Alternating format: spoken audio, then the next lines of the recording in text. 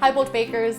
As a professional chef, I want to get you into the kitchen and baking with confidence. Now, I know a lot of you enjoyed my Bold Baking Basics series, which is really fantastic because I loved doing it. But now I have for you a whole brand new series called Bold Baking Basics Minis.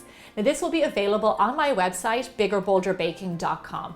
They are short videos that will answer a lot of your baking questions.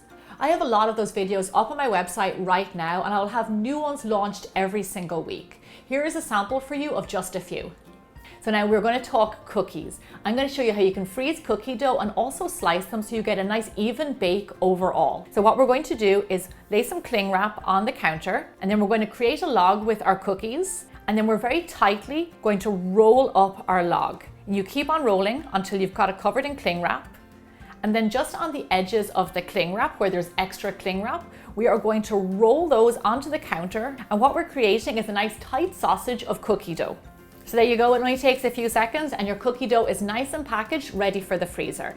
Now, cookie dough freezes really well and it will last in a freezer for up to 8 weeks. So once you're ready to use your cookie dough, take it out of the freezer and let it defrost a little bit. It always helps when it's still really cold, so it makes it easier to slice.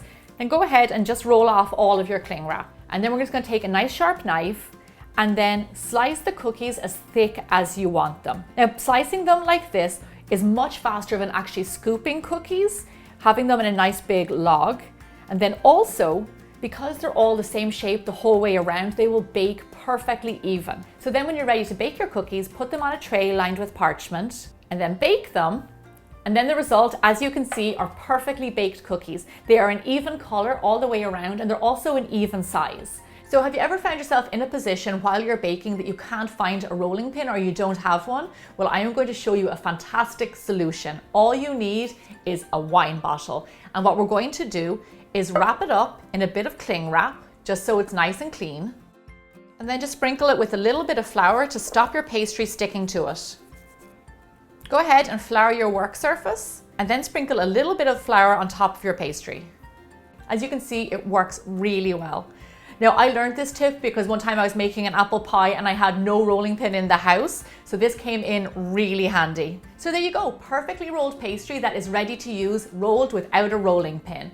So cake donuts. The one thing about cake donuts is that you need one of those cake donut pans, but you don't want to buy a pan just to make one thing. So I'm going to show you how simply you can make a donut pan. So what I have here is a cupcake tin. Now just watch what we're going to do. I'm going to take a bit of aluminum foil. This is a square 4 inches by 4 inches. I'm going to put my finger in the middle of the foil, then crimp the foil around my finger, creating a nice big center.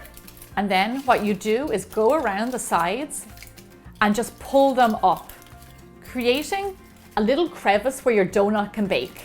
Then pop it into your tin and then just keep on creating that shape, pushing your tin foil into the sides of the pan. When you're shaping your molds, take your time and just make sure that the sides are big enough to make a nice sized donut. So keep on going, crimping in your sides and making a nice big center. When you're shaping your tin foil, just make sure that your finger doesn't pop up through the middle. So there you go, in no time at all, you have a homemade donut pan. Now you can make any of those cake donuts that you want. Please let me know in the comments below what other basics you would like to see. As always, thank you very much for being a part of the Bold Baking community, and I hope you enjoy this new series.